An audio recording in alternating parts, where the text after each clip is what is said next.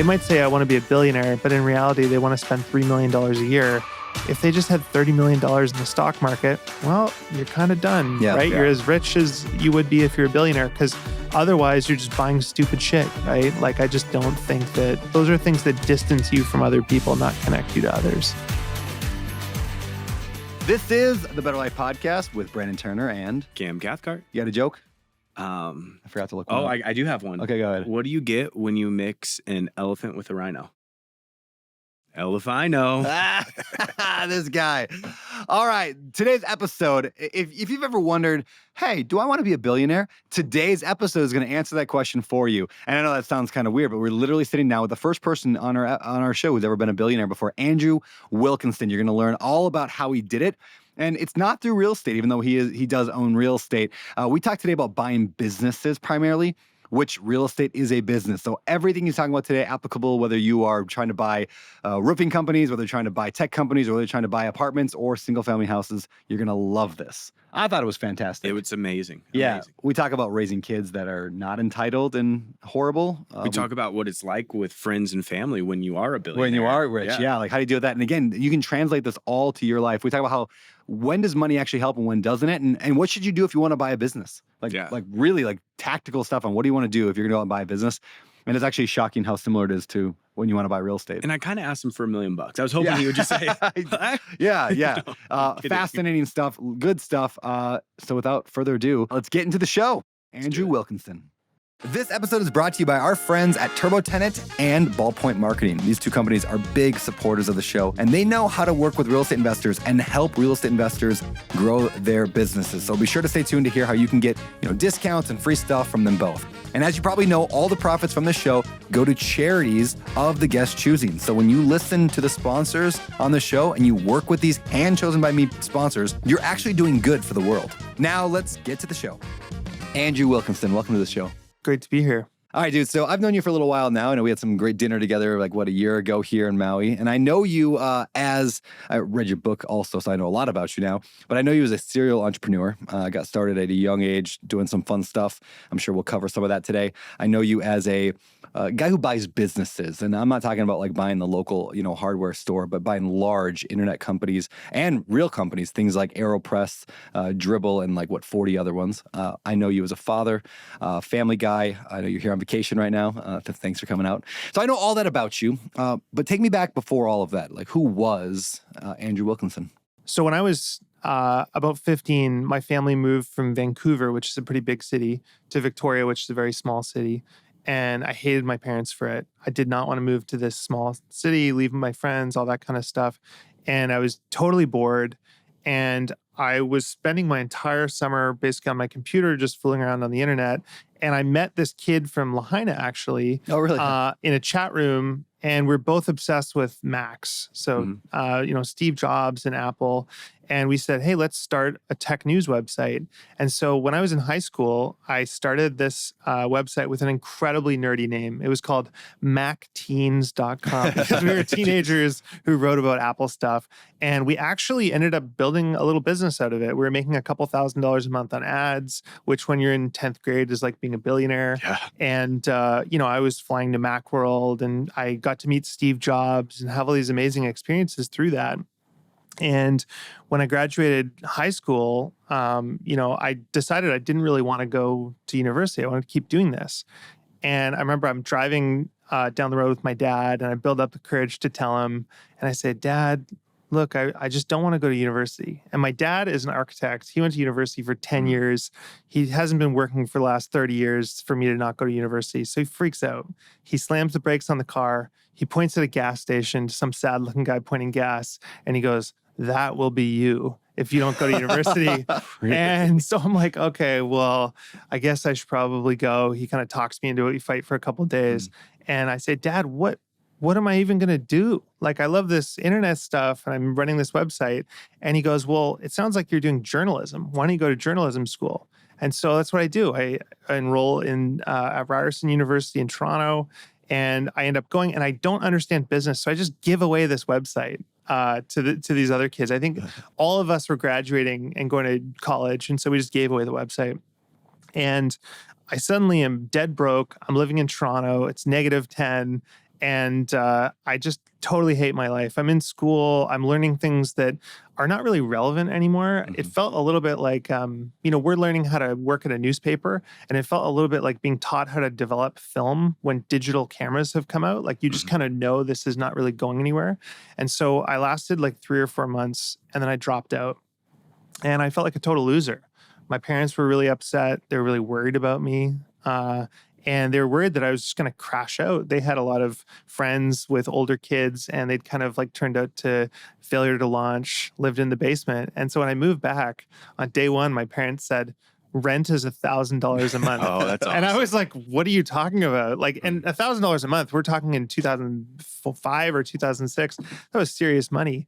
And so I start paying rent and I'm like, well, shit, I got to get a job. And so I go get a job in a coffee shop. I just randomly walk into this coffee shop and it seemed like a cool place to work. And so I got a job as a barista. So I'm working as a barista and I actually realize I love it because I love people. So I'm very extroverted. I'm chatting with everyone. And there's these 2 guys that keep coming in and every day they sit on their laptops, just drinking espresso after espresso. And they're only a couple years older than me. And so eventually I say like, hey, what do you guys do? Don't you have jobs? And they said, well, this is our job. We just make websites for a living. And I started peppering them with questions. How does that work? Who are your clients? And they basically said, well, we just go into local businesses and we ask them if they have a website. And if they say no, we say, hey, we'll make one for $1,000. And so because I'd built this tech news site, I kind of knew HTML. And so I rode the bus to the bookstore, taught myself, got up to date on HTML and CSS. And I did exactly that. I started walking into businesses. And before I knew it, I had couple clients. And then I discovered online job boards where startups would post in San Francisco. And I just started hammering those. And before I knew it, I had contracts with startups that turned into contracts with Walmart, Apple, Google, Disney. And suddenly I was making money. And, that was... So 2006, I started my business. I started getting serious contracts in like 2008, 2009. And I had a problem, which was I was making too much money, which is a really wonderful problem to have. I totally overshot. I really just wanted to make $100,000 a year and be able to pay my rent and buy beer. And before I knew it, I had employees and I had this runaway train where I have employees. I need to give them opportunity. I need to grow the business. And I'm making all this excess cash. And I don't really understand real estate or investing. To me, those are things that guys in suits did. I had no interest. And so I just started starting companies. And it would be like, I'd be in the shower and be like, oh my God, why isn't there an online DJ school? I want to learn DJing. And oh my God, why isn't there a online cat furniture store with really well-designed cat furniture? And so I started starting all these companies. And of course, because I didn't know what I was doing, most of them failed. The cat furniture one, though, wildly succeeded, right? Cat furniture was a total disaster. And Brandon just read my book. And I've got a whole story about how epically horrible it was. Oh. But so I had all these businesses that failed. And I built a lot of scar tissue and learned a lot about business. Me and my business partner, Chris, call it putting forks into electrical sockets and getting zapped. And you're like twisting the fork and seeing what works. But we've done it a lot. And so what happened was, did that for about 10 years. And at the end of that 10 years, I was exhausted. I didn't want to run companies anymore. And I knew that starting more and more businesses was not going to work for me. I just couldn't deal with the failure and letting people down. And, when a business doesn't work, having to like lay people off or move them to something else.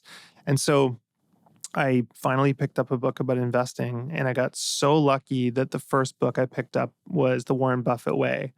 And I, started leafing through this book and was like, oh my God, this guy is the laziest bastard in the world. And yet he's the richest man in the world. How do I do this? And so I just spent the next couple years really trying to learn everything I could about value investing and what Buffett does. And I started buying businesses, mostly technology companies. And I've now been doing that for about 10 years. As you said, we own about 40 businesses. It's been crazy. So I never thought I would end up here, but here we are. Wild. That's amazing. I got 100 things that bring, most importantly though, can you still make latte art? I cannot. I actually I was dating a girl and I walked into a cafe and I said, I used to be a barista. And I asked the barista if I could do it, and I totally messed it up and spilled it all over the place. So Dude, no, I try can't. every day. I make my wife a latte every single morning. The first thing in the morning, I wake up, I go upstairs, I grab like water, electrolytes, I drink it, and then I make her a latte. And I have made 300 or 400 of them now over the last, year and a half. I still cannot do latte art. And I'm like, I don't understand how I can practice so much and still not be good at it. So weird you say that, because I just got an Instagram DM from a guy who said, I am a world champion at latte art. And he's reading my book. Should intro you. He can train you. That's what I need to do. And the short answer is, have I ever actually asked for help from somebody who does it? No. Could I go to any place in town here who does it and ask them to show me? Of course I couldn't. We should start a latte art company. I should start a latte art company. I think that's make dozens of dollars. Yeah. Exactly. You'd make dozens. Oh, okay. So like I have been my entire life in that same boat where I see a problem and I think I'm going to start a business to do that. Or I see something cool and I'm like, I'm going to start a company to do that. I want to do mobile oil changes one time. I thought that'd be cool. Which actually there's one here on island and they do a really good job. So shout out to, I think it's called Lubies or Libbies. Anyway, they do a good job. But I had a wooden sunglass business for a short time that went nowhere. I made dozens of dollars in that one. So I've done that. I've made a lot of mistakes as well. I want to know, kind of dedicate a good chunk of this episode to like, what's the difference between that first version of Andrew Wilkinson and then the version today? And it sounds like kind of Warren Buffett was maybe kind of a pivot moment in there where you shifted from like, the entrepreneur, or most people listening to the show are entrepreneurs doing the stuff, to the guy who owns the stuff, invests in the stuff, but you're not actually in there doing it. So I thought maybe we kind of take it there. I'd love though to talk a little bit more about like the Charlie Munger, the Warren Buffett. When you say that, he's the laziest guy, what's his method? I've never actually read a single book about or by either of those guys, and I never cared to because I was like, oh, that's boring stock stuff. I don't care about that. Your book, though, when I was reading it, is the first time ever I'm like, okay, I better pick that up because that actually sounds different than I thought. So what was it that intrigued you about what they were saying? Well, I think entrepreneurship, if you really take it to its logical end, is delegation, right? You want to start a business where you're not basically selling your time. And I think that if you're a good entrepreneur, you are like Teflon for tasks. You let things melt off of you and you only do the things that you're truly great at. And I think that Warren Buffett does that to an extreme degree. If you think about his business, I think he owns something like 120 subsidiaries, and he's one of the top 10 largest businesses in the entire world. And he doesn't run any of the businesses. He's not doing any of the work whatsoever. In fact, if you look at his hands, I don't think they have calluses on it other than paper cuts from reading so much. And I think that Buffett has really just figured out how to abstract business to the most extreme degree, where all that he's doing is buying a business, hiring great management or leaving great management in place and letting them do their thing. And what he's looking at is actually going, what makes a wonderful business? What gives it a moat? Why is this hard to compete with? And he basically searches the world for these, basically think of them as castles, impenetrable castles. And then he just buys them. Like the way that I put it in my book, when I was starting companies, it was like saying, okay, I'm in Vancouver and I want to sail to Hawaii. I'm starting a business is like finding two buddies and taking a bunch of logs and like twine and like tying them together and trying to build a sail and row to Maui, right? Like probably not going to work. You're probably going to drown. And most businesses fail. Warren Buffett does the equivalent of just finding an amazing cruise ship with a super experienced captain and an incredible safety record. And all he does is he just buys a ticket. And that ticket just happens to be a stock certificate. And I think that for me, it was like, I was a drowning man and there was a life preserver next to me this entire time.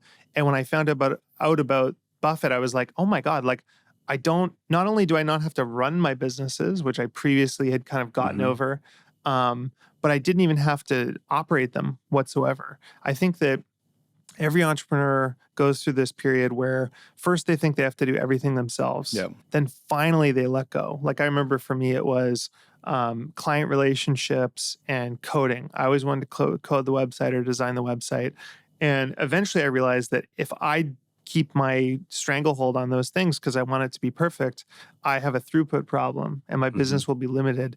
And so when I was able to delegate that, I was like, oh my God, this is magic. Like, I don't like accounting. I don't like legal. I don't like coding. All the things I don't do, I don't like doing, other people enjoy. And so that was step one. Step two was, okay, now I can hire managers to hire entire groups of people. And then the final step was, oh my God, I can hire a CEO and they'll worry about the entire business and operate it. And I can just fly at 50,000 feet and do the stuff that I really love. Yeah. And so that's what Buffett does.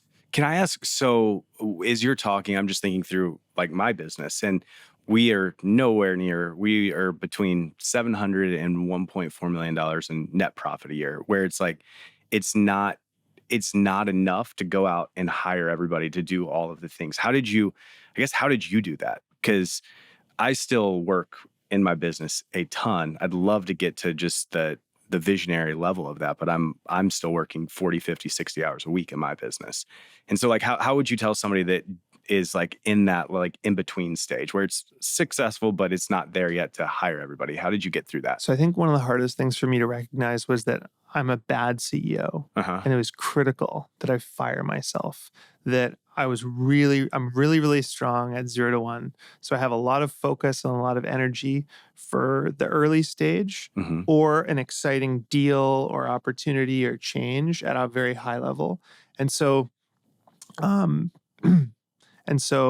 for me, that really required me to let go and accept that someone else can do it better, and that I could read 100 books by Peter Drucker about management, and I'll never enjoy doing one-on-ones.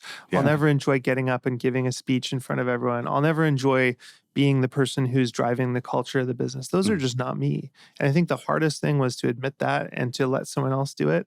And the saddest thing and the most wonderful thing was, oh my God, when I got out of the way of the business, everything went better. With a good CEO, the business doubled, tripled, quadrupled very quickly because I was holding it back. Because I was bad, I was distracted, and I wasn't giving the employees what they needed. And so one of the mistakes I see is if you have a business that's doing like $1 million of profit, you might go, oh, well, a CEO could cost 500 grand. I don't want to give up all that profit.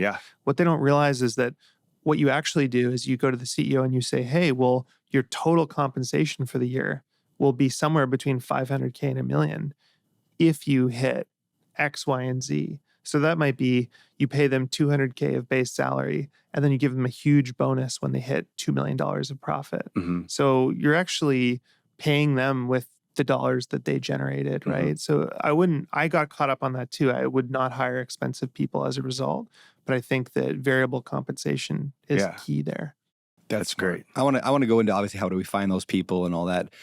I'm curious though. There's kind of two models I see people do when it comes to hiring, like delegating and outsourcing. There's like the bottom up approach, which is like hire the bottom level, the assistant, maybe the $5 person over in the Philippines, and then eventually bookkeeper, and then the project manager, and eventually you get yourself out of business.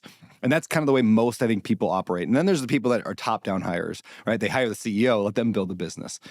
Is there one approach better or worse? Where do you see the difference between the two, and when do they come in? I think if you know the business well enough that you can hire a great CEO, you want to hire 1 to hire 10, right? That's the way I think about it. Is I don't want to hire a marketing person. I want to hire a VP marketing that can build a marketing team and can scale. Now, that ultimately the question is your business something that's hyper scalable, or is it what I call a corner store business where it's good money, it's steady Eddie, but there's a bit of a ceiling on it, and it's not growing because you're not running it great. It's not growing just because simply you've maxed it out or whatever it is. That's not a business you want to put a CEO in. You want to put the CEO in when you're going, oh my God, if I could just focus and do X, Y, Z, I know I could pull all these levers. The business could be so much bigger. For me, I was running this design agency, MetaLab, my original business. And I realized that every time I flew to San Francisco and got drunk with people, we would win $1 million of work. And so my CFO, my now business partner, Chris, would yell at me, what the fuck are you doing? Fly to San Francisco. You need to be down there every week. But I was exhausted. I didn't want to do that. I hated being on planes. I was kind of over getting drunk with people, and I didn't want to do that. And so I just finally hired a salesperson, And it was this young person that was so excited to get on a plane and to do that and to win and make commission. And I realized like, oh yeah, like I just got to get out of their way. Yeah. It's amazing. All right, so let's talk about how do you find that CEO, somebody to run your business? You know you need to put somebody in there. We were just talking about that at lunch. I just hired basically a CEO. I'm calling him president right now, but over multiple companies, but whatever, semantics. How do I hopefully I didn't hire the wrong guy. I think he's gonna be great. But how do I find a CEO to run my company? Because I've got other ones. I got a mortgage company right now. I'd love to have a CEO just run that thing. How do I find it? So, like anything, there's a guy, right? What I used to do is I would stumble and bumble into people and then hire them on the spot. We talked about that at lunch, right? I'd hire my friends. I would hire, someone, I'd meet someone through my kids and then be like, oh, I like the husband and he seems smart and he's a programmer. Maybe he can do it. Yeah. And what I've learned is that you want somebody who's run a business that's double the size in an industry that's very similar to yours. So let's say that you have a business that's maybe it's like real estate finance. You want to probably find someone who's been in a business that's in the finance world. And if your business is really driven by social, you want someone from a business that's also driven by social. Because what I've found is to a person with a hammer, everything looks like a nail. Yeah. If they grew the last business with SEO, they're going to try and use SEO in your business, and you want to be aligned. I basically go to a recruiter. The guy that I really love is Ty Burke from Search Partners. He's awesome. And then Matt Hollingsworth from Align is also great. And we basically just go to those two guys. And depending on, they're different. They're good for different things or whatever. But we go to them and we say, hey, we're looking for someone who looks like this. Go and find us candidates. And what I realized is I used to hate recruiters. You pay a lot of money for these people and you're going like, why would I pay 20% when I can go on LinkedIn, message some random guy or hire my friend, right? Well, the reason is because optionality is highly valuable. When we were doing, when we were buying AeroPress, we had single tracked on somebody that I'd met through my network and we were about to hire that person and they bailed at the last minute. And I was so glad that I had a recruiter because it turned out we had this incredible candidate in the pipeline that I would never have found that he had sourced. And so I think just paying the money for a recruiter and having someone do that work for you is really valuable. It's much better than you spending an hour scatteredly messaging people. Yeah. My fear sometimes when it comes to hiring, and I think you've even dealt with this, is that they're just going to learn all my sort of secrets and then just go and compete with me. Especially is true in like Cam's business, which is flipping houses, is a very common business. And so they could take everything they learn, and Cam's really good at systems. They could just take his systems and go just compete with them then. How do you, is it just no compete stuff, which don't seem to really hold up anymore? Is there any, lessons around that? I think that the profile of a CEO is often different than, you don't want to hire someone who says, look, I want to come and learn from you for a year. Right? Yeah. You want to hire someone who's like, I'm a serial CEO. It's a different risk profile. Yeah. Right? An entrepreneur is somebody who's like, don't tell me what to do. I got to own the whole thing. Yeah. They need control. A CEO is a different type of risk profile. They still want to get rich, but they want to do it a little more conservatively. They want sure thing. They want a lot of cash. They want a nice salary. Their kids are in private school. It's just a different type of profile. And so I don't really worry about that a ton. And I think ultimately, if your business can be figured out on a napkin, what we do at Tiny, there's nothing proprietary about it, right? But what makes it hard to compete with is I'm the deal flow, right? I go on podcasts and Twitter and generate all the deal flow. Yep. And so if someone came and did that, they could follow our investment protocol. We learned it all in a book from Warren Buffett and other great investors, so they could figure that out themselves. I kind of say the world is big and we have proprietary opportunities that are based on reputation. Yeah. So I don't worry about it. But I understand that fear if you're doing something that is kind of formulaic. Mm-hmm. Yeah. Yeah, because I don't worry, for example, with Open Door Capital, which we're raising, tens of millions of dollars, and nobody could take that from me because I'm the one driving. The same way, I'm the one driving all the raising the capital in there. Now, other people could go and offer on real estate deals, and we compete just fine. But I don't worry about it because I'm the face. Yeah, but the flipping is a lot. I feel like a lot harder for that because almost anybody can just and the barrier entry is so small. You don't have to have any money, or you just have to go find deals and flip them. So. But also the world's big. Mm-hmm. Yeah. the United States has a lot of houses to flip. And Does. unless you're focused on like one neighborhood in Detroit or Yeah. something, like it's Mhm. probably not worth worrying about. Yeah. I don't worry about competition that much. Mhm. It's going to happen. Yeah. Occasionally someone will leave and start a competing business or whatever. Yeah. The goal is to own businesses that are so hard to compete with that, Yeah. you know, like think about Letterboxd. So Letterboxd is a social network for film buffs. So people go on there and they rate and review their favorite movies and they follow all their friends and you figure out what you want to watch. It has 15 million registered users. Jeez. And that takes a long time to Yeah. build, right? That was a 10-year process and that's lightning in a bottle. Yeah. Now that there's a successful film social network, why would you go on, you know, Brandon Box when you can go on Letterboxd, right? You could start it, you could copy it, you could make the interface better.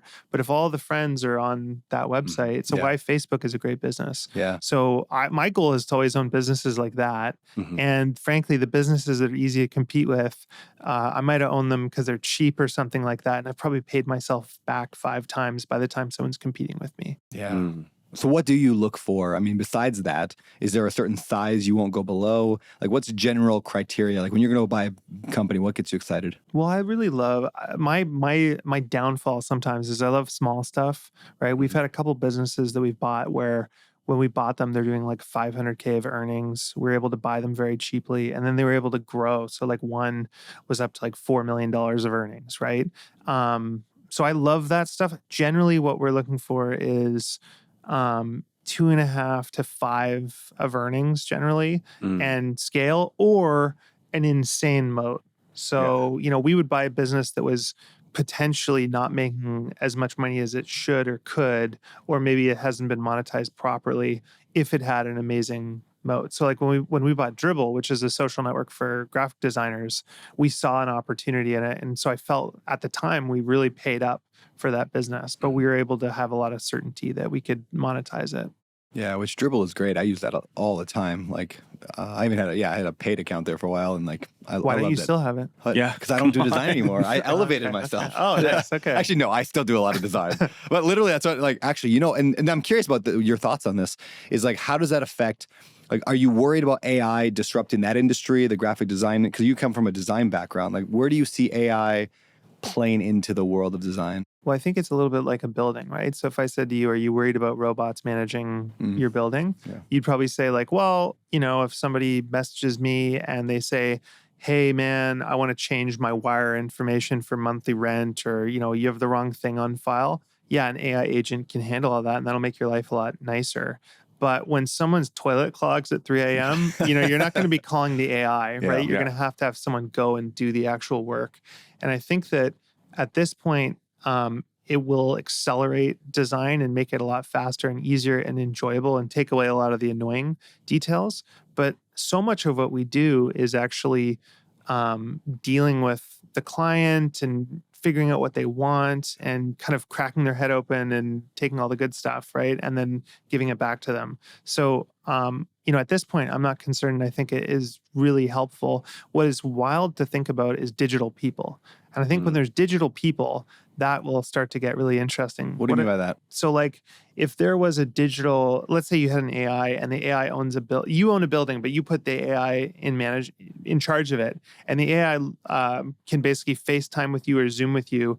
And it's a generative video and it looks and sounds like a human, or it can call you. Well, if you think about it, you own a building, you're not going to clean the toilet. You know, you're calling your maintenance dude. And so you still have the maintenance dude, but the AI is the one making the phone call and doing all that. And I think that then it creates a lot of competition because you get REITs, you get pension funds, Blackstone, all those people, and they start saying, well, we can do even the small stuff because we have this AI that can manage the buildings and whatever. So I think it's going to create a lot of fascinating competitive dynamics. Yeah. And ultimately, I think it'll be good for the end consumer and be good for the world. But maybe for, you know, landowners or real estate developers or business owners, it's very highly variable. You know, we have businesses that I go, this is going to get 10 times better. There's other ones where I go, this could easily get 10 times worse, or it could get 10 times better. I just don't know. Well, Well, hey, I want to get into a few more things, but before we do, let's bring in this week's show sponsor. So one thing we do on the show, as you know, is all the profits from the show that generates, we send to charities of the guest choosing. So where are we sending the money from today's episode? So I love this charity. It's called Sight Savers. They're based in Africa. And basically, in areas with poor sanitation, people will get this eye infection called trachoma, which doesn't sound like a big deal, but you touch garbage or sewage or something, you touch your eye, you get this like world's worst pink eye, and it gets worse and worse and worse, and they can't get treatment, and it requires surgery. So this is something that actually ruins lives. Like women will get it and they cannot work. They're basically blinded, and it's terrible. And I think it costs like $200 or $300 to do a surgery. And so this group does trachoma surgeries, and it's really incredible return on invested capital, basically, because you're getting all these lives basically being saved or massively improved for surgery. So yeah, let's do that one. I love it. We'll do it. Yeah. All right. When we come back from this show, I'm going to ask you about the big B word. Oh, We'll be right back. I can't wait. All right, so I look down at my phone and I see this text. You need to call me. Your house is on fire. And I sat there and I'm looking at the screen and I'm wondering, is this some kind of a joke? The guy who sent it was a tenant I had been trying to evict for months, and he hadn't paid in forever. He had trashed the house. I mean, it was disgusting. And the guy himself was, pretty darn unstable. Now, of course, I call him after that text and it goes to voicemail. Great. Now, a few minutes later, I get a call from the fire department. Yep, my first ever rental house was burning down. So how did I get myself in that situation? Well, I didn't screen that tenant.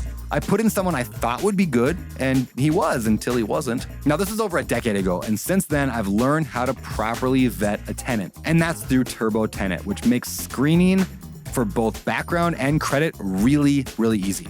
But it gets even better. Turbo Tenant also helps you market your rentals to like dozens of the largest sites, including apartments.com and Redfin. You can create custom leases that cover all your rental laws, and you can even use Turbo Tenant for your automatic rent payments. All of this for less than the cost of your Netflix subscription. Yeah, I know, crazy. Save time, save money, and save your sanity by using Turbo Tenant.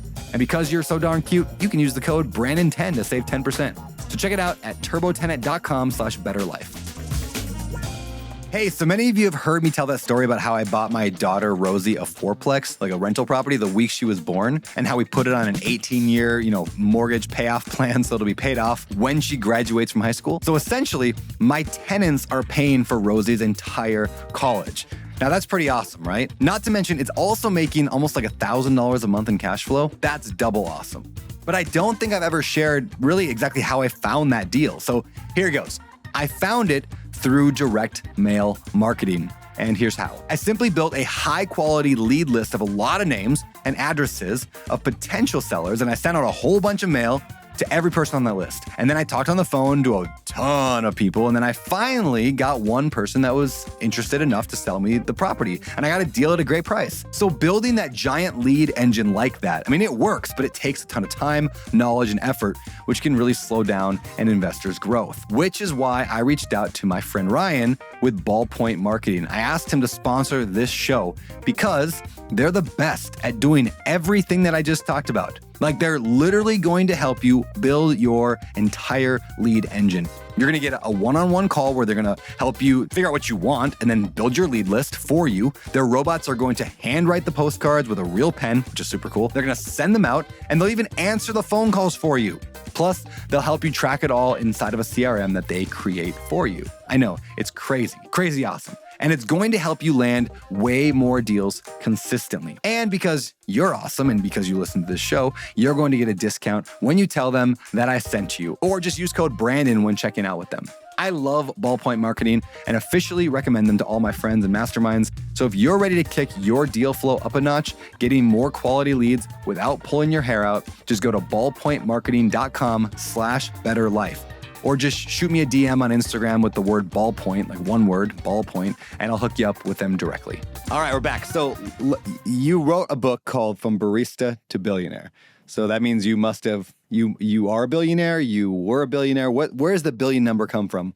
I'm a former billionaire currently. Former billionaire. Yeah. Walk us through that journey. So, basically, so where did I leave off on my story? We had bought all these companies. Yep. We ended up taking a company public. So I said that we started about 10 businesses, and most of them failed, and like 2 of them worked. And one of them worked really, really well. We started a business that was in the Shopify themes and software space, and that went very well. And so what actually happened was I sold that business in 2014, I believe, and I loved the business so much that I ended up buying it back from the guys that bought it for almost 5x what I paid for it. And then I started rolling up a whole bunch of businesses in the Shopify ecosystem.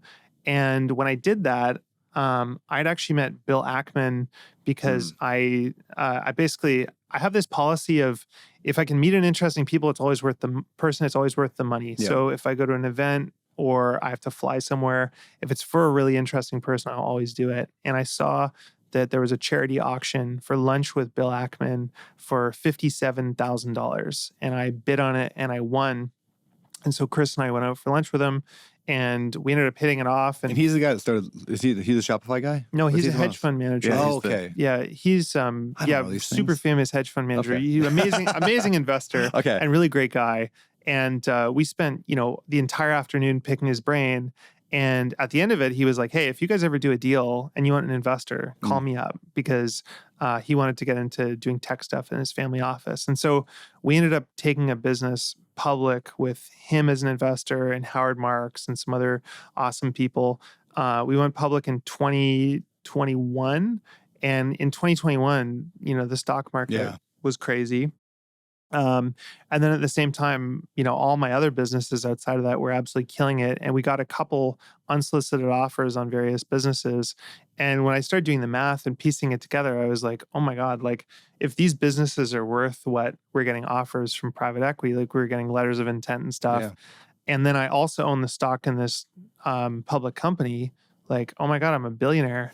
And it's kind of a weird moment, because it's not like it's not like you go from like 0 to billionaire. It kind of happens really gradually, and then all of a sudden, and the numbers just kept going up every single year. And then I had that moment, and then the stock market went back down, and I'm not anymore. And now I'm worth, I don't know, 300 million or 350 or something like that. And my day is the exact same. I feel the exact same, and it's kind of weird. And so the book is not. It's not a brag. It's not to be like, oh, I'm a billionaire. Yeah. It's to be like, I had this experience, and it actually doesn't really mean anything. My realization in going through that was actually that, you don't actually need that much money to live an incredible life. Billionaires don't actually, I actually think money is highly corrosive in family, in friendships, in general lifestyle, in, the way that people treat you. And so it's not necessarily a desirable thing. Yeah. How have you protected like your family and yourself from friends and from family when you get to that $1 billion? Because I've always thought, if I ever meet a billionaire, I'm just going to ask them for $1 million. They've got a lot. They've got a lot of those. But he's not a billion anymore. Yeah, exactly. Like, hey, can I just ask you for $1 million? Exactly. You did pay for lunch today, Right. So how have you handled that? That's.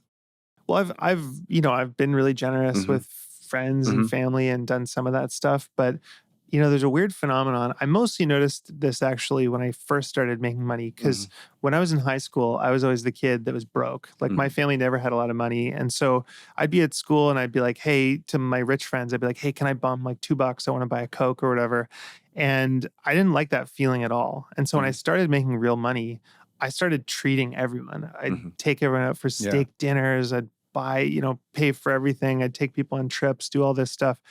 And I realized that actually made people really uncomfortable. If you go for dinner with another man and his wife and you grab dinner, he's kind of like, what? Like, are you saying I can't afford it or whatever? But if you don't pay for it, he might be thinking, you're a rich guy. Why aren't you? You're a billionaire. Why aren't you paying for it? And so I think it creates a whole cascade of weird dynamics like that throughout life. I struggle with this all the time. Just to expand on this, and this might just come off really stupid sounding, but whenever we go out to dinner, I generally pay. No matter who I'm with, I'm out because I'm known as the rich guy in my friend circle, right? So I feel the same thing as like I wouldn't want somebody to always pay. But I do it because of two reasons. One, I hate the awkwardness of like splitting a bill at a table, right? That's always awkward. Yeah, I hate the like, why don't you, let's see, yours came to $24. Like, that's weird. Credit card roulette kind of solves that, but then you got to be with people who can afford that. And so if there's one guy in the group who can't, then you can't do credit card roulette. I don't know. I once struggle had with a this. $2,000 bill at a restaurant, and I was in this group of guys, and we were all playing a sport together.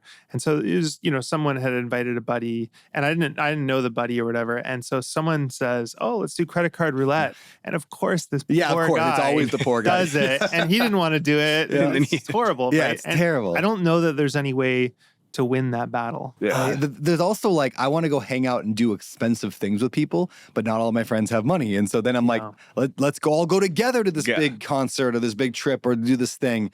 And then I just end up paying for it. And I'm like, now I see where entourages come from, like why that develops. Not that I have an entourage, but I see how that happens because the celebrity wants to hang out with their friends, but their friends can't afford it. So let's all just get a private jet together and go fly somewhere. Well, and this is how people go broke. Right? Yeah, and exactly how they go broke. This is what, everyone judges professional athletes and musicians for losing all their money. They say, how could you? You had $30 million, but it's all the people they brought along with them, right? And it's like their mom, they're going to buy a car for, and their dad, they're going to pay off the mortgage, and they're going to hook everyone up. And I think that, it's a real thing. Yeah. Right? Yeah. I don't know know.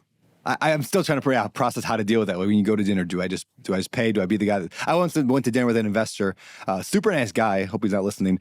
But we had a great meal. At the very end, he was literally pulling out dollar bills and pennies from his pocket to try to get exactly his amount perfectly. And it was such a painfully awkward 3 minutes of him making sure that it was even. So I don't know if you have any. Well, Brandon, I once had a client, and the client wasn't very happy with our work at Metal Lab. And so I went and had dinner with him. And there's something he had said previously about fairness or something. And so at the end of the bill, we had a nice dinner. We got the check, and I said, "Oh, what do you want to do? Do you want to split it, or do you want to?" And he said, "Fine, we'll split it."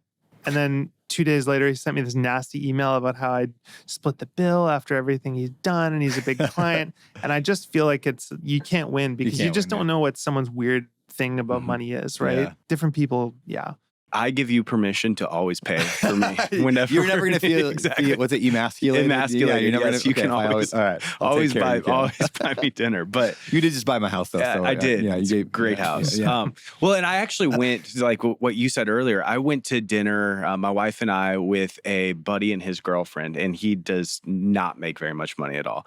And at the end, the bill came, and she's my wife. She's not my girlfriend.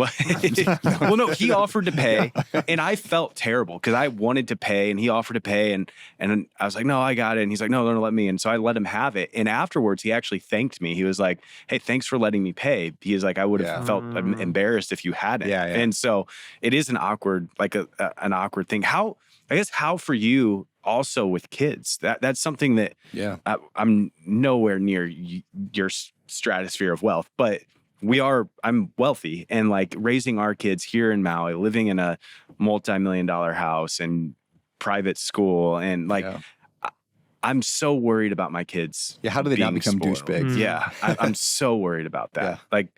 They've never needed anything. And your kids clearly are. They're little terrors right now. So. They are. Yeah, they're the sweetest kids in the world. Have you ever heard of this concept of immigrants to wealth? I have not. So the idea is we didn't grow up with it. I don't know about you guys. I didn't grow up with wealth. And it's new. It's totally new to me. Yep. And I look at it and go, this is crazy to me, but to my kids, it's completely normal. Yep. And I have one of my really good friends is Indian, and his mom grew up in India, and then they moved here. And so there's sacrifice, and, they want you to appreciate what they have, and they don't. Kids that grew up in the United States or Canada from the time they're little, they just go like, "Oh, Mom, why are you so uptight?" And I remember my friend goes, "In India, if you fail, you die. You're on the street. There's no social security. There's no safety net, right? If you don't have family that's rich, you are dead." And so that's what his mom has in her brain. He doesn't live with that. Yeah. And I think that same thing is true for, our kids. And the hard part for me is that I've heard of, different versions. I have, sets of friends that are second generation, and some of them it was like, you know what? My parents had a private jet and we lived it up, And, that was the way. And then I have other people and they say, my parents tricked me into thinking we were poor. Mm-hmm. And, when we went on vacation, we go to like terrible, Motel 6 and they'd always say we can't afford that and stuff. And I personally go, I want to enjoy my life. Yep. I want to live in a nice house. I want to stay at a nice resort when I go travel and do all these things. I think if you think about what makes a douchebag, there can be a douchebag who's poor and there can be a douchebag who's rich. Yeah. And I think ultimately what I'm focused on is giving my kids integrity and treating people well. Yeah. And so I'm militant about if they are rude to the nanny or they don't say thank you when we're at a restaurant and all those sorts of things, I focus on those. And then, there's also the classic line of like, I'm rich, you have nothing. Right? Yeah. Now, the twist on that I'm doing is I said it earlier, but I think money is toxic. I think money has not in any way made any of my relationships stronger. It's weakened them, in fact. And so I would like to get rid of the burden of the money for my kids. And what I want to do is basically give away 90% of it and leave them with a little bit. And, enough to do, what does Buffett say? Enough to do something, not enough to do nothing. And so that's my goal. And from the time they're really little, even now, like I have a 5-year-old and a 7-year-old, I've been telling them, all the money's being given away to people who need it. And we kind of talk about it. So that's honestly, I'm not even saying this to be like, oh yeah, I'm a good guy. It's literally like, I just want the money gone. Right? Awesome. I don't want my kids being corrupted by it. I don't want, even if they're great, there will be a little psycho somewhere. There'll be a Joffrey along the way. I don't want that kid to own a yacht. I'd rather the money goes to something good. The other day, Rosie, her room was a mess. And I was like, Rosie, you got to clean your room. There's just toys everywhere. She goes, but Dad, the cleaners are coming tomorrow. And I was like, oh no, no, this is stopping right here. My kids say the same thing. I'm like, no. And I told her, I'm like, Heather, we are never cleaning the kids' room. What's interesting though is like, if you grew up in a long line of like subsistence farmers, right? So like, 10 generations of like root vegetable farming or something, right? And then your dad like innovates and creates like an industrial farm. And now it's like, feeding the whole town and he's the big wheel and he's making all this money. It would be kind of weird for him to be like, Brandon, like you're not going to go and play violin and do interesting things. You're going to learn how to make root vegetable or grow root vegetables.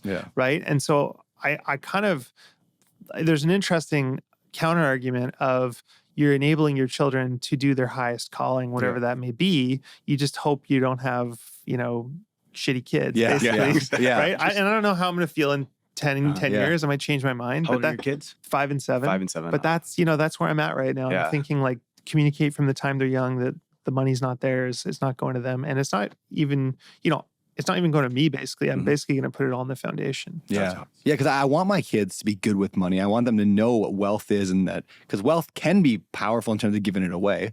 It can solve some problems. But making sure they're challenged enough, I think. Because I think the reason that we are wealthy, one of the reasons is because we struggled along the way. We had those problems. So if we don't give those kids, the problems. I mean, imagine if your dad, like everything you've done, all the buildings, all the investments you have, your dad had just been like, hey, Brandon, you're 21. Like, let me sign that over to you. Here you go. Like, are you going to appreciate that in the way that you do? You're just going to be like, I have this stupid real estate portfolio. Like, I just want to go to Europe. Yeah, exactly. Go clubbing. So it's like, how do you create that struggle, right? There was a guy I met who runs a family office, and his grandma had made just a ridiculous amount of money. And the way that they have it set up, I thought it was really interesting, of like all of the direct family members. Every year they calculate like, what does it cost to live, like for an apartment, for groceries, for a cheap car and gas. And it's like $35,000. And that's all they give everybody. And the grandma was strict about that when they set up all of the rules. I don't know anything about a family office, but it was like, I will never give anybody in my family enough to not do anything. Kind of what you said earlier. It's like a deluxe Social Security. Yeah, exactly. It's like you're not going to like get like a welfare check. You're going to get like enough to have a shitty that was the whole point. Is like, it's enough to live. You'll never live on the street, but you still have to go work. You still have to do something with your life. David Green, not the Bigger Pockets David Green, but David Green, the Hobby Lobby guy, like multi-billionaire. He's got something like that. And I have some friends who went to one of his classes, and the whole thing was like, there's this whole structure where nobody will ever make over $200,000 a year working, like from the family that works in the business. And like they have all these like income caps and what they can make, and each kid only gets a certain amount of money per year. Yeah, and but they're going to inherit the business. That's always the hilarious unspoken thing of like, there's money somewhere down there. It just turned out that randomly out of thousands of employees, my son was the best CEO possible, right? Like, wow. All right. So at least getting that $1 billion mark, did that take away the financial like worry about money? Was like, it's just like, oh, I can spend whatever I want now. Like where were you mentally with money at that point? No, I mean, do you ever hear people talk about like, I want to go to Europe, or I want to move to Bali. And if I just moved or even Maui, like I've often had the thought, if I just moved to Maui, I'd have no problem, right? It's so nice here. here. House I'll sell you for $5 million. Yeah, perfect. And that's the reality in your brain as well, right? And so if you are anxious where you're at today and you physically move somewhere else, the anxiety will remain. Yeah. And what I've found is that everyone's had this experience, right? You remember like when $20 was a lot of money. Yeah. And then, $1,000 was a lot of money, then 20,000, then, $500K, then $1 million. And those numbers just keep going.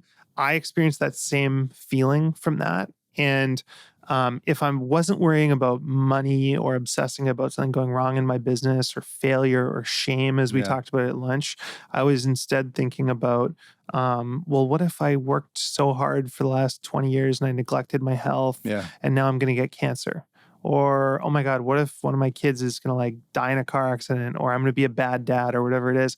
I realized that I just had a ball of anxiety inside me, and that anxiety would find something to be anxious about. Mm-hmm. And that's still the case, whether I was, way up or way down or whatever's going on in my business, I will always find something to be anxious about. Yeah, that's so true. We'll always find, and I think that's where people who are, I'm not to throw them under the bus, but like especially like older retired people who run HOAs, like they have to obsess and have anxiety about something. So they're retired, they get Social Security, they don't have money problems. So they're like, I'm going to obsess about the grass on my neighbor's you get house. mad about your lawn. Yeah, I'm going to get mad about something no matter what. And so I'd rather be mad about the good problems. So in general though, when you talk about money and it hasn't really improved your life, and I would agree. Like, I mean, I shouldn't say improve.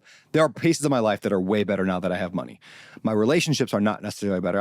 I probably had a better relationship with Heather when we were broke, living in that little 400 square foot house in an alleyway, than I do today. And that's part of life, is just, you change. But do you think money overall is a net benefit to people? At a certain point, it starts going down? Do you think it just continually goes up? Like, how do you view money as a whole in terms of benefit? Well, I think money is a universal lubricant, right? So it makes things easier. Yeah. So for example, if I had a medical problem, or I just decide on a whim that, you know what, I want to go home tonight, I have the flexibility to do that. Whereas someone else might say, well, if I cancel my trip, I'm going to have to change my flights. It costs too much money. I can't afford that. It gives you a lot of flexibility. The way I put it is like, it's like riding the bus versus having a car. And we all know what that felt like, right? I remember riding the bus for an hour every day to go to my barista job. And then I remember buying my Volkswagen and being like, oh my God, this is the best thing ever. And I get I get that same feeling every time I buy a new car, like every couple of years, but it wears off very quickly. Very much. And so I think money helps to the point where you're not struggling to put a roof over your head. You're able to get healthcare. You're able to go out and have a nice meal. But for me, I got there on 200, 300 grand a year or less, actually, probably 100 grand a year back in the day was incredible. And so, no, I don't think it necessarily makes your life that much better. We were talking about at lunch, what's that number? Yeah. And I think once you exceed the number you need for your house, your car, vacations, and any luxuries you want, if you like nice cars and you want to own a Ferrari or something, you get all those stupid things that it actually doesn't add up to that much money. You don't need to be a billionaire to do any of that stuff. You need to be a deca millionaire or single digit millionaire, even sometimes, depending on where you live. Yeah. And so I think a lot of people think about this the wrong way. They say something like, I want to be a billionaire, but they haven't thought about, well, all the things they want, what do those cost? Yeah. And then how much money do you need invested to earn that much money? And often it's a way smaller number than people think. Like they might say, I want to be a billionaire, but in reality, they want to spend $3 million a year. If they just had $30 million in the stock market, well, you're kind of done, right? You're as rich as you would be if you're a billionaire, because otherwise you're just buying stupid. You're buying fancier and fancier houses and planes and yachts and stuff, which personally I would assume make people miserable. Yeah. Right? Like, I just don't think that those are things that distance you from other people, not connect you to others. Yeah, that's a great point. Yeah, and that number is a few $1,000,000 a year, and after that, anything, then it's just like, I got a bigger jet at that point. Like you said, doesn't make you happy. So, I mean, a few million. It's actually one thing I love about real estate. Maybe we could shift a little bit since a lot of our people listen to our real estate investors. But one thing I love about real estate is every property, as long as it is a good deal you buy, every property should produce positive cash flow. So you get enough of those, and all of a sudden you're at 100 or 200 or 300,000 a year in passive income from your rentals. And then you maybe get into a bigger apartment complex. And then over time, your wealth grows, but the income spitting off from the real estate is fairly stable. Unlike this is the only reason I haven't gotten into buying businesses. And maybe you can, fight me on this. I would love it. But my fear with businesses, like you buy an internet company, that can go to zero if you're just not real good at it and you're not focused on it. Where I buy an apartment complex, it's probably not going to zero. People always need a place to live. And so maybe the upside isn't as big, but the downside is also not as is dangerous. So I guess what are your thoughts on real estate? Where do you view it in your world and your investment life? So what I love about real estate is it has an inborn moat in that there's only so much of it. It gets built slowly in most places, and people will always need a place to live, and the population is increasing. So there's a moat there. You've got a finite resource.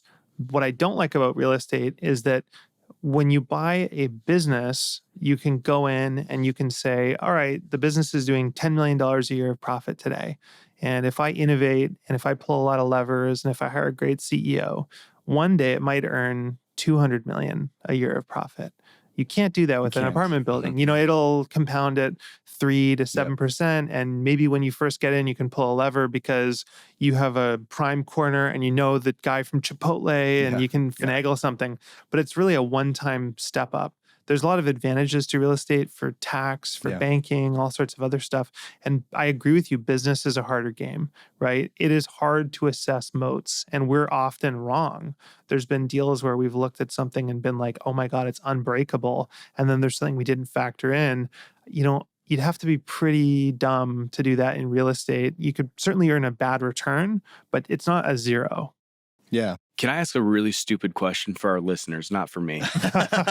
Somebody wants to know. Somebody, I'm sure that's listening, wants to know, what is moat? So a moat is something that makes a business difficult to compete with.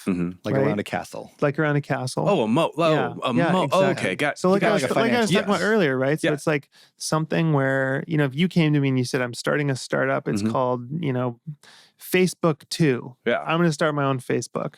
Yeah. We would all laugh, right? Yeah. Like recreating Facebook is impossible because they have a network effect. Now, the same thing is true with Coca-Cola, right? No one wants virgin cola. They want Coca-Cola at McDonald's and everywhere else.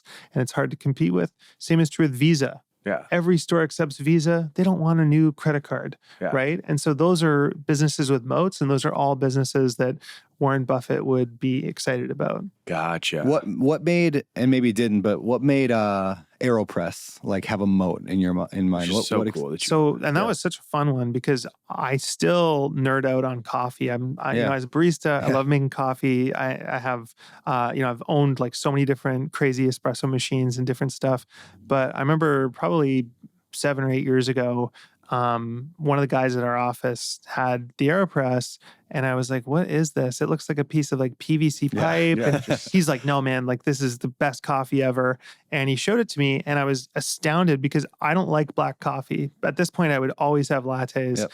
And I drank the coffee and I was like, oh my God, it finally tastes the way the beans smell. Yeah. And that was crazy to me. And so I just became a passionate user of it for years. And there's this great investor called Peter Lynch, and Peter Lynch talks about investing in what you know. And I just happened to be reading a Peter Lynch book, and I was kind of looking around my house and looking at all the products, and I would just got in this habit of Googling, who owns this company or that company. And I looked down at my AeroPress, and I was like, oh, probably owned by some private equity firm or something. Yeah. And it turned out it was still owned by the 80-something-year-old inventor who created it. Really? He's the same guy who created the Aerobi Frisbee. You remember those neon Frisbees that fly really far? And we just we emailed him and he said, look, if you want to talk, you got to fly down to come meet me. I have hearing aids, so I don't like talking on the phone. And so Chris and I went and met him, and we went back and forth for quite a while and then ended up buying the business. And what we saw there was basically a business that spent nothing on marketing. So it had this crazy passionate fan base to the point where people would get tattoos of AeroPresses on their body. Every gourmet coffee shop in the world sells them. If you walk into anywhere with great coffee, odds are they sell Akamai, which AeroPress. we were just at today. They sell right there on their counter. Is it cool to walk into one of those and just be like, yeah, on that? I have done it once or twice. I usually just get a weird look and they're like, all right, sure. Yeah, it's pretty awesome. And then the other thing that's neat about AeroPress is it's a category of coffee, right? So it's a way of brewing coffee. So similar to French press or a mocha pot or espresso, when you look on a grinder, many grinders actually have AeroPress written on them. Oh, that's and cool. so what we saw there was what you would call a category defining brand. Yep. When you get a headache and you want a pill. Yeah, Advil. Advil. Yeah, but what is it? Tylenol. It's ibuprofen. Yep. Yeah. Right? It's a generic. Yeah, or Kleenex or something. Kleenex or Band-Aid. Yeah. And we now the business has patents, Yep. but those patents will eventually expire. And what we saw was that someone could clone that and they can produce a Chinese knockoff. But at the end of the day, people are going to say, oh, is that an AeroPress? Yeah. And people will always want to buy the brand name. I still buy Kleenex, like 100%. and Advil. I do too, Yeah. and it's the exact same thing. And I still, even though I do, I like the branding more. Yeah.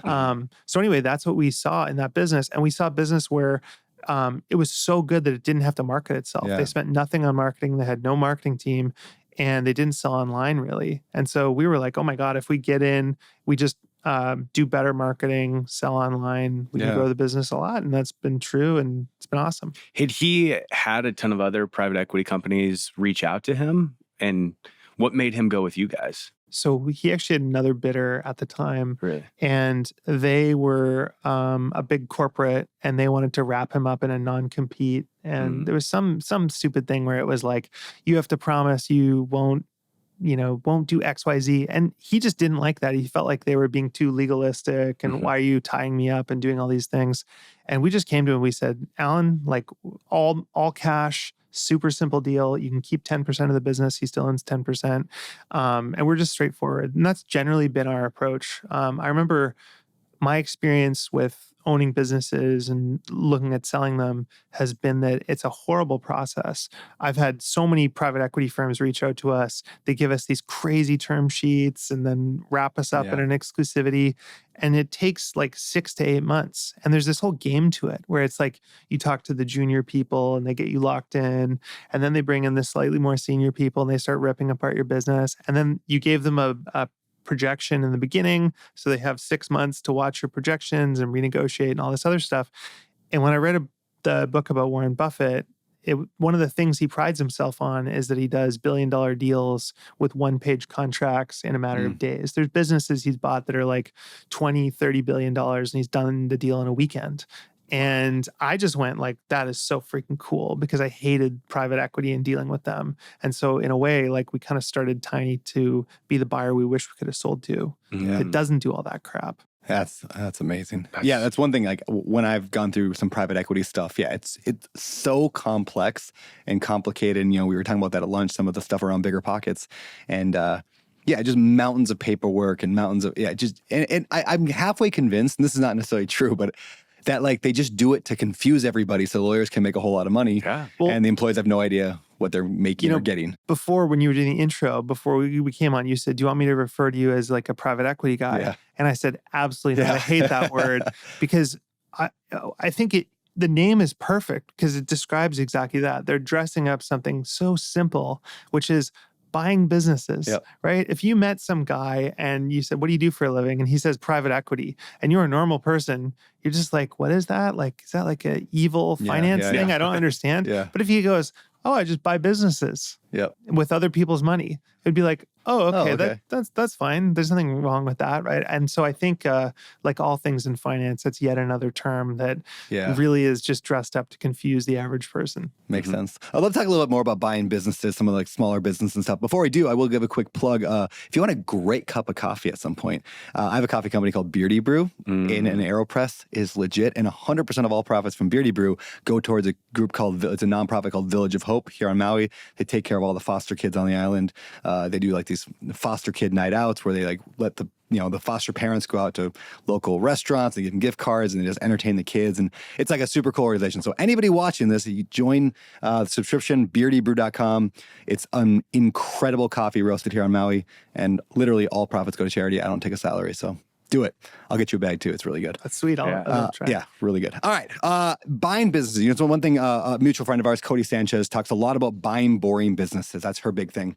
Is there a type of business that you would recommend people listening to this should stay away from, or a type of business that people should look toward? Like, what's your general advice to people who want to get into the world of buying businesses? So I think, AI is super interesting. Me and my business partner, Chris, were sitting down and we were talking about, okay, if AI disrupted everything, what's safe? And we said, well, maybe HVAC, like air conditioning, that would probably be safe. It's a pretty profitable business. And people are always going to need air conditioning when they're wearing their VR goggles or whatever.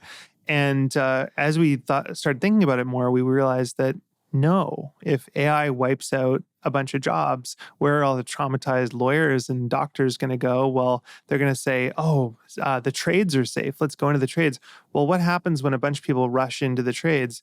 Trades get cheaper, right? The reason that it's cheap or it's so expensive to have your HVAC serviced is because there's only so many people that do it. And when you have a massive supply increase, then the wages go down and it's not as good of a business. And the same thing is true in business in general. And so some of the worst businesses are businesses that everybody is excited to start. So, baby clothes, right? What woman haven't you talked to is like, oh my God, I have this great idea for a baby clothes business. Cafes, right? Really competitive, hard business. Restaurants. I almost started a baby clothes business, by the way. It was literally going to be a pajama club where you get from birth up until teenage years. Smart. Every month you send them a pair of pajamas. And they grow with the kid. Anyway, somebody else can take that idea and run with it. It's a cool idea. But I have a friend who did the same thing and he lost a lot of money. I would too. But it's anything that's sexy because sexy means competition. Yeah. So Cody nails this. She goes like, you want to become a millionaire? Like you don't have to go into like AI. You can like buy like a line painting business that does like parking lots, right? And I think the same thing is true on the internet. So where we've focused is generally away from competition. So Charlie Munger, who's Warren Buffett's longtime business partner, he has this great saying. He says, fish where the fish are. And he describes a overfished pond with a lot of fish, but a lot of fishermen. So you got a few big fish to catch, but you have hundreds of fishermen all swarming it.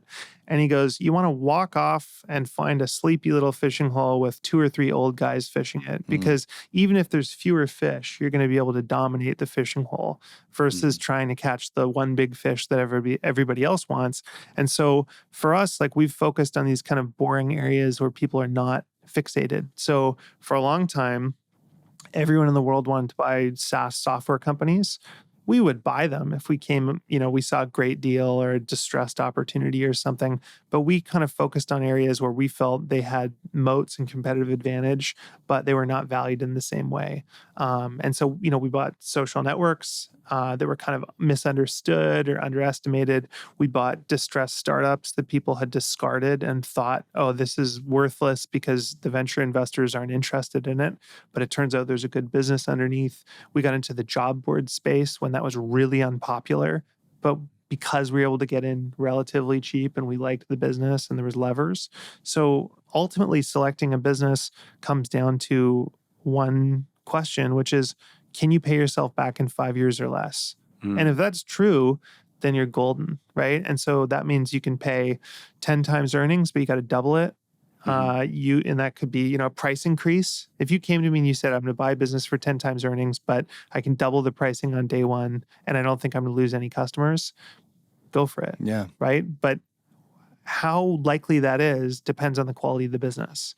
And You're really just betting. When you buy a business, you're saying, how long will this continue? How long will this stream of earnings continue, and how much will it grow or shrink?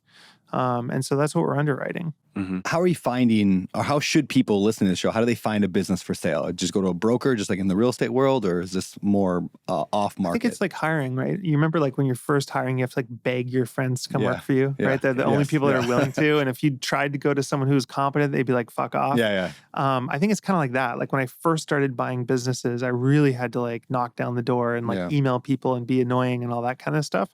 And what I realized was more effective is just to talk about what we do really loudly. So like I go on podcasts and that drives our deal flow. But I think the deals are generally under your nose, right? Everyone knows a family that's wealthy. Well, how did they get wealthy? And where's that grandpa and what's he doing with the money, right? Often he's got a lot of entitled grandchildren who don't want to run the boring HVAC business that made him all his money. And maybe you should approach him and try and buy the business. I think the best deals are not deals that are listed on a website or through a broker, because naturally there's a lot of competition. You want to try and find proprietary relationships through your network or reach out directly to people. And ultimately it comes down to coming across as trustworthy and being able to close a deal. Yeah, that's exactly the real estate game. I mean, to a T. Like you can go to a broker, but once the deal hits like LoopNet or once it goes through a real estate agent, it's probably too far gone. Yeah. So you got to get them off market. Well, how do you get them off market? You go to your network. You know, one thing, you know, like I know you teach and I teach is like tell everybody you know you're looking for something. So like, what did you text me the other day? You're just like, hey, you know anybody on Maui want to sell a business? Totally. Right? Like now, like my brain literally since you texted me that, I've thought about it for probably hours of combined time going, what about that guy? What about this business? Promise you too, there's like one of your best friends. Someone that you're not thinking of. I got a guy. We'll talk about it after. And in a week, he's going to go to you and he's going to go, oh, I fucking hate my business. And in that moment, that's the moment I want to talk to him. Yeah, exactly. Right? Then it's like, oh, I know a guy. Yeah. Totally. Like I wish I would have known you. I mean, Bigger Pockets worked out fine, but I wish I would have known you before Bigger Pockets. I'd have been like, you should buy Bigger Pockets, because that was one of those, like the moat around Bigger Pockets, even to today, the moat is so big because there's no number two behind it. I mean, like it's distant, the person behind it. And so like, and they have just 3 million people like on their email list and they love them and it's a strong brand, like AeroPress style. Like when it goes back to also moats of communities, right? When you have a community, I call it an airport business. You've got a business where people congregate somewhere, right? They all come for one reason and they're stuck in the airport.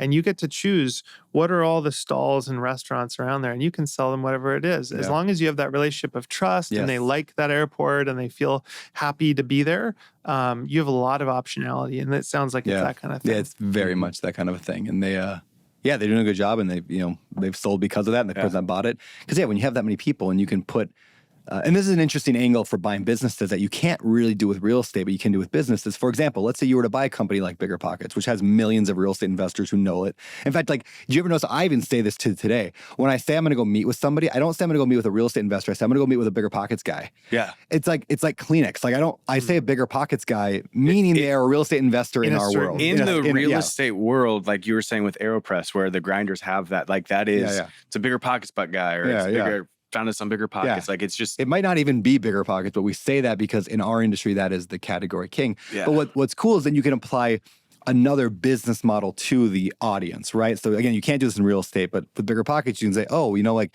if we had a loan company, like I was shocked when it sold that a lender didn't buy it. I was like, man, if I was like Quicken Loans, I would have bought Bigger Pockets in a heartbeat and paid a ridiculous amount for it, knowing that I've got millions of emails. Perfect I know those guys well. So really? Yeah, I want to work that out. I like those like guys. That should have been. So I love that idea of buying communities or buying. I don't want to say buying an email list, but that's essentially what I'm doing. Is I'm buying a community of people that I can then sell something else to it. Totally. And as long as you don't mess it up and embarrass the community or piss them off, you can do all sorts of stuff. We looked at a business recently. It's in the luxury space. And we were going, wow, like if they just added insurance, could be huge. The problem is, it's like when you buy these businesses, you have to hire a CEO. And having a CEO is like being a rider on an elephant, right? An elephant's really big and it's going to go wherever the hell it wants to go. It doesn't matter what you do to it. It's going to go where it's going to go. And so I think one of the hard parts about my job is that while, it's nice that we've abstracted away the problems of the business, like the subsidiary businesses, we ultimately are at the mercy of where the CEOs take the businesses. And the only way to get them to change direction usually is to actually change management. So, you can buy a great business, but if you've got a thesis and they don't agree with it, that's really hard, right? So these are some of the nuances of what I do and some of the things that make it frustrating, because I really don't want to come on and tell your audience, life is great, running a little conglomerate and buying all these businesses. There's lots of downside and frustration about this, like anything else. Yeah. Do you, like, for you, now that you're outside of the CEO of your digital marketing company, like, what is your day-to-day like? Are you just going on podcasts promoting it to get deals, or are you the person that is having to sit down with those CEOs the companies that you bought and let them go? And so when we started Tiny, I'd left active management of all the subsidiaries. I'd put CEOs in place, and there's this beautiful moment where there's like 4 businesses to oversee, and that was easy to oversee. We'd like one day a month, we'd do management phone calls or review the numbers or whatever. And we had spent all of our time doing what we're great at, which is talking about what we do and meeting people and doing deals. And that was awesome. But then pretty quick, we started buying businesses, and that required a finance team and, legal and general counsel and all these different pieces. And then the portfolio with every additional business, every CEO is like an employee. You're the direct report, right? When you're the CEO of a conglomerate, the CEO of AeroPress doesn't want to talk to my number 2. They want to talk to you. And because I'm the guy that hired them, and I'm the one that sets their comp and stuff. And so what I found was, at a certain scale, at about 30, which is exactly like a company. Once you hit 30, you kind of need HR and you need systems and all that kind of stuff. Once we hit 30 companies, we had to start forming groups and trying to abstract that away. But again, I started realizing, like, now that we're a public company, I had to fire myself. Like, I was not good at investor relations. I didn't enjoy that. That's not my zone of genius. I'm not even good at setting CEO comp and holding CEOs to account. I'm actually kind of passive with that stuff. I don't like confrontation with people. So I wasn't great at that. And so I went through this whole other process over the last 6 months of firing myself once again, of actually stepping into a chairman role. And the goal there wasn't to not be running the business. I'm still actively overseeing the business. I'm just only doing the stuff I'm truly great at. And what I've realized that I'm good at is talking about what we do and meeting people and doing deals. And so that's what I'm doing at Tiny, is I'm trying to go out there and make sure that anyone who's an entrepreneur who's thinking about selling their business has in some way, on a podcast or an ad or a Twitter post or something, has heard the name Tiny and thinks of us. And in that magic moment, we can talk to them. And so that's really where I focus. And writing the book was part of that. When someone reads the book, hopefully they go, oh, this resonates with me and I relate to these problems and I see what this guy's about. Oh, maybe I'll sell my business to them, right? Yeah. So I think it's really about focusing on that. And then I also like to say I'm like a human router. Yeah. So like, you might text me like, hey, like I need financing for XYZ. And I'll be like, oh, I know someone. I spend a lot of time like routing people and connecting people. Yeah. Do you enjoy that? Yeah, it's very satisfying, right? Yeah. Like I brought those people together. Yeah. Cool. Well, Quicken Loans, right? It's actually really weird that we're here because 4 or 5 years ago, I was here and a good buddy of mine happened to be staying at the same hotel and we're chatting and he's saying, I might want to sell my business. And I said, well, I just met Dan Gilbert from Quicken Loans. Why don't I intro you? And he ended up selling his business to them. Oh, that's cool. That's awesome. I love when that kind of stuff happens. I like that. That's very cool. I had a question that's designed for the gram, you could say.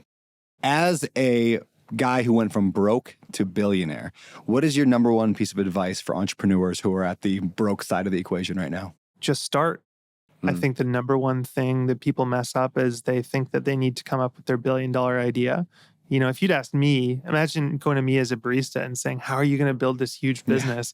I'd have no idea, right? I think you just have to focus on starting and taking steps forward. And you have to, most importantly, actually, I think it's like going to the gym. You don't go to the gym and try and deadlift 300 pounds on day one because you're going to hurt your back and you're going to never go to the gym again. It's very important that you walk into the gym and you lift up the baby weights and you show off to everyone how many reps you're doing and you feel good and you start getting positive feedback. Because if you don't, you might never go back. I think if I hadn't started my agency and been lucky enough to have it work, I might have written off entrepreneurship altogether. Yeah. All right, let's move to the 3-2-1 pivot. So these are questions we ask every guest. We talk about this idea of a pivot. Your life's going one direction. Something causes it to change in a more positive way. So I want to know 3 books that have pivoted your life, 2 people, and 1 quote. But we'll start with the books. 3 books that have changed the direction of your life. So first book is Influenced by Robert Cialdini. Ooh, it's so good, yeah. So good. And it's really, it's like an encyclopedia of psychology. And I mean, it applies to everything in life. Like, for example, like sunk cost, right? If somebody is really deep in an investment, they're not very likely to cut their losses and move on. They have sunk cost. Or, you know, they bought the movie ticket. They don't want to go to the movie, but they still go, even though whether or not they go, they spent the money. So that was an amazing book for me. There's another book that I find absolutely fascinating. I read it when I was first starting, and then I reread it recently. It's really 2 different books. It's called How to Get Rich by Felix Dennis. I have that book. I haven't read it yet. But it's on my By shelf. far the best business book that I've ever read. It's got such a cheesy name, right? Horrible name, horrible title. Ignore that. And what it really is an old man who had a crazy life saying, here's how I got rich, but here's why you don't want to get rich. But I'll tell you if you really want to know. And so he walks through the story of how he built his business and how it affected his life, and in many ways why it was so negative and how it affected all of his relationships and everything else. But I read it when I was first starting out, and I was like, fuck you, old man. Like, I don't, don't tell me that. I just took all the gems from it. And then I reread it about 3 years ago, and I was like, oh my God, like so many of these are things that I've experienced in making money that are really negative. And so I love that book because it's so deeply honest. It kind of reminds me of that quote from Jim Carrey. Was it like, I wish everyone was rich and famous so they could tell that that's not the answer? Well, it's something like that. It's if only everyone. If you think you want to be famous, try being rich first and see if that covers it. Or something like that. All right, the third book. Third book would be The Tao of Charlie Munger. So I've learned like so much from Warren Buffett and Charlie Munger, mostly just by like watching YouTube videos, by reading biographies and stuff. And I could recommend a whole bunch of books about them. But my favorite book is The Tao of Charlie Munger because it just summarizes, it's just a book of quotes from Munger and what does he mean by them. And what I did is I got the audiobook and I just listened to it on repeat for like 3 years. Every day when I got in my car, I just listened to it, trying to pound the ideas into my head. And some of the most valuable ideas, not only for business, but also for just living a good life. That's awesome. It's incredible. 2 people. Who are 2 people that have changed the direction of your life? My business partner, Chris. So Chris and I met. I was getting like a corporate credit card when I was first starting out, and they were like, "Oh, go in the back and meet Mr. Sparling to talk about that." And I walk in, and it's this dude wearing an ill-fitting suit who looks like he's like 19, and we ended up hitting it off and talking about cars. And at the end of the meeting, I'm like, dude, you're really cool. Like, why are you working at a bank? And he's like, yeah, like I'm thinking about getting my accounting designation or whatever. And around this time, I realized I didn't understand accounting, right? I knew like money goes in, money comes out, what's left is profit, but I didn't understand balance sheets or anything else. And that stuff started to matter. And so I just blurred out, do you want to be my CFO? And he was fortunately not a psychopath, and so it's just pure luck. Pure luck. Sometimes it works out. And he said yes, not immediately, but like we talked about it, I think he was a bit freaked out. And we've had an amazing 13-year business partnership. And life's better having a business partner. Having someone that you're in the foxhole with and go through stuff. The second one is it's the opposite of that. It's the inversion. So in my book, I tell the story of hiring a CEO named Brian. And Brian, I won't ruin it, but basically had a terrible experience hiring this guy. And, a lot of what he said was not true. And he was kind of doing a bunch of not so great stuff in the business. And what it taught me was you need to trust but verify. There's a lot of really charming people out there that are fun to hang out with. But at the end of the day, you got to really check into people and do background checks and all that kind of stuff. And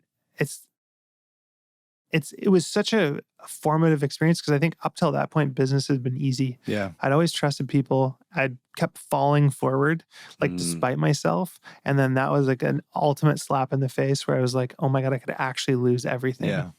Yeah, Wow. that when I was reading the book this morning, I had a meeting I had to run to at one point, but I was like at that part of the book, and I was so riveted. I was like, I can't. Like I was reading so fast because I wanted to get to the end of the story before a meeting, so I made it. But it was it's a riveting book, so I do recommend it to everybody to check it out. The official title is Never Enough. Never Enough.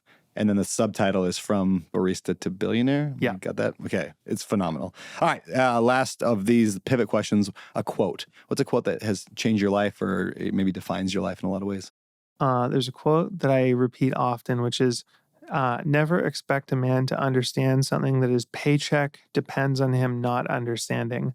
And what that means is, it's an Upton Sinclair quote. And what it basically means is, if somebody benefits from the pre-existing system, they will not accept the new thing. So like an example of that, I'm not saying this is going to happen, but let's say that, it's obvious that AI is going to replace lawyers. No lawyer is going to voluntarily be like, yep, it's over. I'm out. Like they just go like, I'm going to not understand this for as long as humanly possible because it's too painful for me to comprehend. And we also see this with CEOs who grew up in a certain world. Like I've seen this before. I know a friend of mine had a newspaper business, and talking to newspaper executives, man, oh man, like they are so stuck in like the 70s, right? Yeah. They just can't get out of that. And I think that's very true across a lot of different fields. Blockbuster will never go anywhere. Yeah, exactly. It's gonna be fine. People always need to rent movies. All right, moving on. Next section. Past, present, future. So we're going to look at your past, present, and future. So if you could go back and talk to 20-year-old you when you're working at that coffee shop, like what would be like the biggest piece of advice that you would give that person?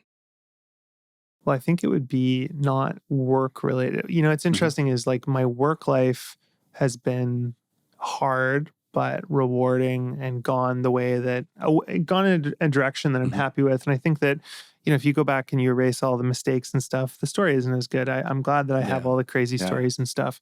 I think where I would actually, what I would tell them is to spend more time on relationships and not only like building deep friendships and stuff, which, I'm now lucky enough to have wonderful friendships, but romantic relationships, there's lots of like patterns I was in and, just, I don't know. I think just like actually enjoying my 20s and being free versus just working my face off and doing nothing but that, right? Because when you have a kid, the moment you have a kid, you have this realization of like, oh my God, like I'm trapped in a good way, but you're trapped, right? You can't go to Bali for a month. You may go to Bali for 3 days, but not a month.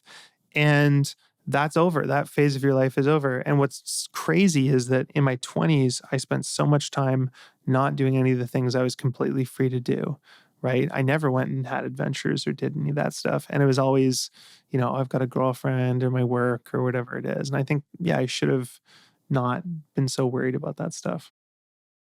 How about the present? What's something you've done recently in your life? Could be a habit or routine, an action that you've taken, something you bought, just something that's improved your life, given you a better life recently. So I've always struggled with anxiety, as I talked about, usually around money, but anything. I've got a quote I like, which is, most successful people are just an anxiety disorder harnessed for productivity. Yeah. Right? It's like the good version of that. And I'm certainly one of those people. Yeah.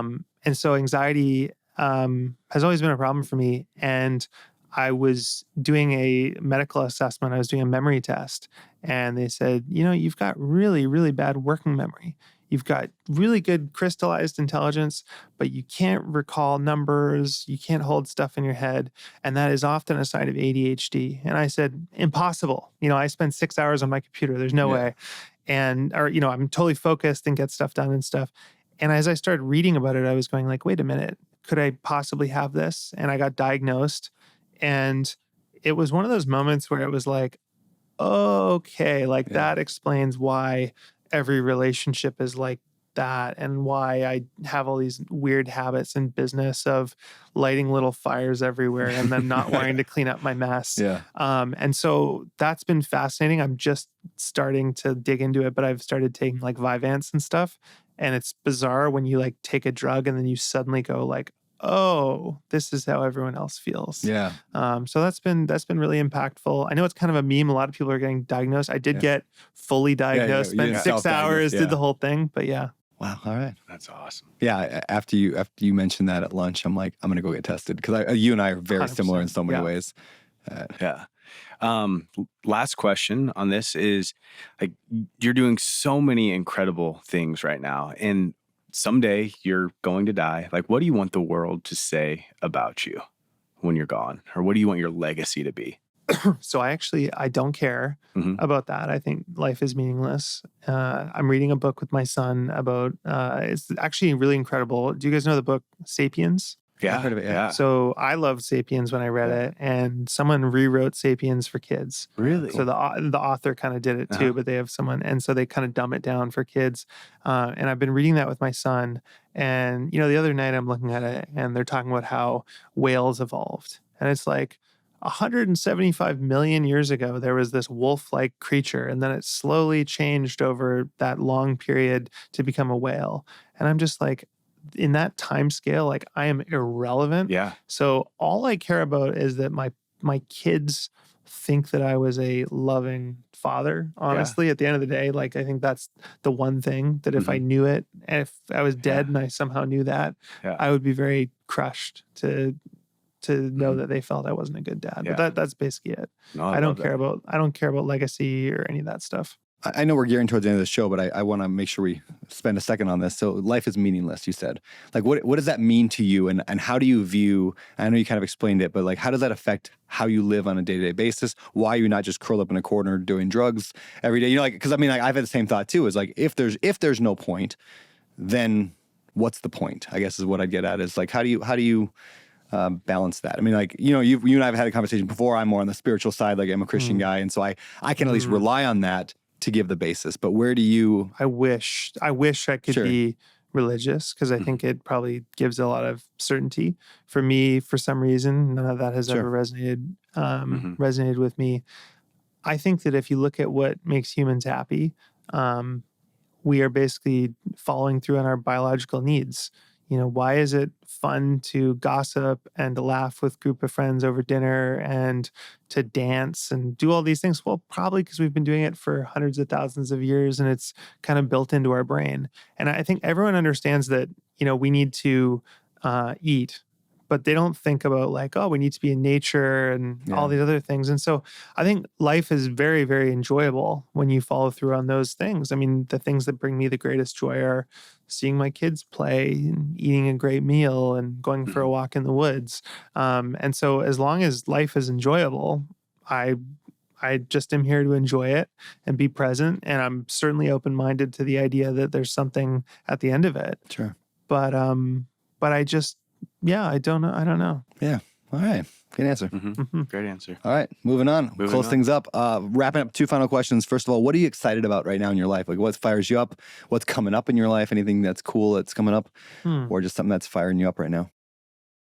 So I'm about to go back to New Zealand. Have you guys ever been to New Zealand? I've never been, but I would love to. It's amazing. It's like where I'm from in British Columbia. It's incredibly beautiful. You have like huge, beautiful mountains and huge forests and everything. But Maui is like very lush and tropical. And New Zealand is like BC and Maui had a baby, because it's both tropical and lush and exotic, because it evolved away from everything. So they have their own animals, their own birds, their beaches look different. They have trees that look like they should be this big, but they're, dinosaur size. And I love New Zealand. There's something about it. It's magical. So I'm about to go back there with my girlfriend in about a month. Very cool. And stoked about that. That's awesome. I'm doing Australia in March, I think. Are you really? Dude, you gotta go. Yeah. Go to New Zealand. Maybe It's I'll not jump that much over. further. Yeah. And it's sweet. There's no jet lag. Yeah. You fly. Oh, really? For you, probably it's the same time zone. Yeah. Wild. Is it really the same time zone? Same time zone. So it's for me, it's 2 hours difference or 3 hours difference. So I can go there for a weekend. Yeah. And you pass out, take a, Ativan or whatever, and sleep and wake up and have a full day. It's awesome. That is amazing. Wow. Amazing. And last question for you is, where can people find you, find your book, learn more about you? Yeah, so they can go to neverenough.com. My book, social, all that stuff. The place that I generally post is on X. It's so weird to say X. I still think of it as Twitter. I wish you would just change it back. Yeah, the username is A. Wilkinson. But yeah. Very, very cool. Man, this has been amazing. Thank you so much for coming on and taking time out of your vacation to do this. Of course, man. It was fun. Yeah, it's always a pleasure talking to you. Good to see you, man. Perfect. Right. Three-way fist bump. All right. Boom. That was fun. And that, my people, is the show. Thank you for tuning in. And hey, before you go, if you enjoyed the episode or if you enjoy the show in general, please consider leaving us a rating and review wherever you listen to podcasts. We really do value your feedback, and we read the comments. We make future decisions about topics and guests and everything else. Plus, it helps us reach more people the more reviews we get. And last but not least, please head over to social media. Consider friending and following and subscribing to all that stuff at Better Life and my personal page at Beardy Brandon on Instagram, YouTube, and everywhere else.